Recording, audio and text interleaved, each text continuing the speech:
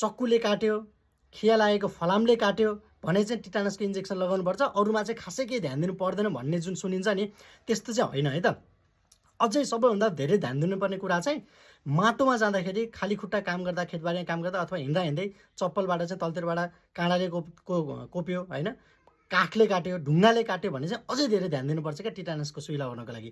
किनकि त्यो टिटानस भन्ने जुन सार छ नि, क्लस्ट्रिडियम टिटानी भन्ने ब्याक्टेरियाले लगाउने हो होइन। अनि त्यो चाहिँ माटोमै हुने हो क्या। अनि जब हाम्रो शरीरमा फैलिन्छ अनि त्यसले चाहिँ शरीरभित्र छिर्छ, त्यो चाहिँ फैलेर अनि टिटानस लाग्ने हो।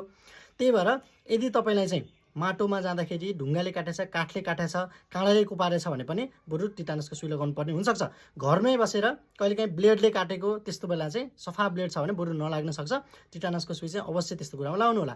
र कोले लगाउनु पर्यो भन्दाखेरि, यदि तपाईँले चाहिँ टिटानसको इन्जेक्सन लगाउनु भएको 5 वर्षभित्र तपाईँले फेरि काटेछ, तर त्यो कटाइ चाहिँ एकदम सफा, यो ब्लेडले, घरकै एकदम सफा चिजले होइन, अनि कहिलेकाहीँ रेजर ब्लेडहरूले काटेको छ, तर तपाईँले टिटानसको इन्जेक्सन लगाएको चाहिँ 5 वर्षभित्रै हो यो भने चाहिँ तपाईँ स्योर हुनुहुन्छ भने चाहिँ नलगाउनु पनि सक्नुहुन्छ, नपर्न सक्छ। साबुन पानीले मजाले धोए, घाउ सफा राखे पुग्यो। तर तपाईँले चाहिँ टिटानसको भ्याक्सिन लगाउनु भएको 5 वर्षभन्दा बढी कटाएको छ, घाउको पनि 6 घन्टाभन्दा बढी पुरानो भइसक्यो, घाउ पनि फोहोर छ अथवा धेरै काटेछ, माटोमै जाँदा काटेछ भने चाहिँ इन्जेक्सन लगाउँदा बेटर हुन्छ। त्यसको पनि एउटा प्रोटोकल छ, हस्पिटल गएपछि डक्टरले त्यही अनुसार तपाईँले भन्नुहुन्छ। त्यही भएर यो कुराहरू चाहिँ ध्यान दिनु होला है त। ओके, थ्याङ्क यू, नमस्कार।